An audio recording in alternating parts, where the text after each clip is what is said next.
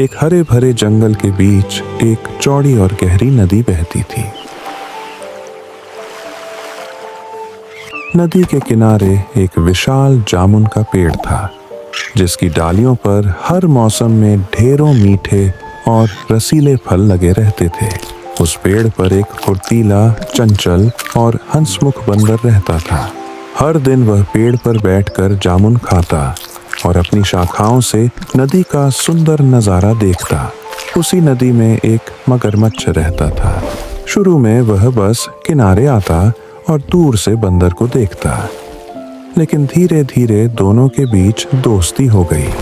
बंदर रोज कुछ जामुन तोड़कर मगरमच्छ को देता और बदले में मगरमच्छ नदी के बारे में बातें सुनाता। ये लो आज के ताजे जामुन। धन्यवाद। तुम्हारे साथ समय बिताना सच में मजेदार है। दोनों की दोस्ती बढ़ती गई और वे अक्सर साथ समय बिताने लगे। लेकिन एक दिन मगरमच्छ के घर में कुछ ऐसा हुआ जिसने उनकी दोस्ती की नींव हिला दी। नदी के दूसरे किनारे मगरमच्छ की पत्नी रहती थी। जब उसने अपने पति से बंदर के बारे में सुना और यह जाना कि वह रोज मीठे मीठे जामुन खाता है, तो उसके मन में लालच आ गया। उसने सोचा कि अगर बंदर के खाए जामुन इतने मीठे हैं, तो उसका दिल तो और भी मीठा और स्वादिष्ट होगा। पत्नी ने मगरमच्छ से साफ कह दिया कि वह बंदर का दिल लाकर दे। मगरमच्छ पहले तो हैरान हुआ, लेकिन पत्नी की जिद के आगे हार मान गया। अगले दिन मगरमच्छ हमेशा की तरह बंदर के पास गया।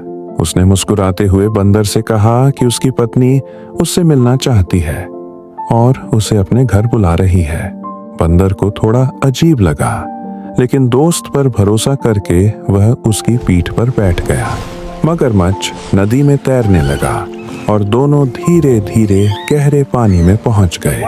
जैसे ही वे बीच में पहुंचे, मगरमच्छ ने असली बात बता दी कि उसकी पत्नी बंदर का दिल खाना चाहती है और वह उसी के लिए उसे ले जा रहा है। बंदर यह सुनकर घबरा गया, लेकिन उसने तुरंत अपनी समझदारी से एक योजना बनाई।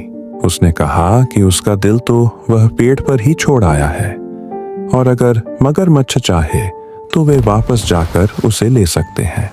मगरमच्छ को उसकी बात पर यकीन हो गया और वह तुरंत मुड़कर किनारे की ओर तैरने लगा।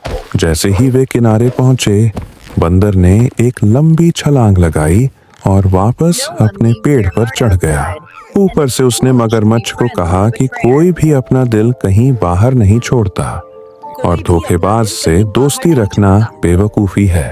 मगरमच्छ शर्मिंदा होकर चुपचाप पानी में डूब गया और बंदर ने उस दिन से यह सीख ली कि धोखेबाज और लालची लोगों से हमेशा दूरी बनाए रखनी चाहिए।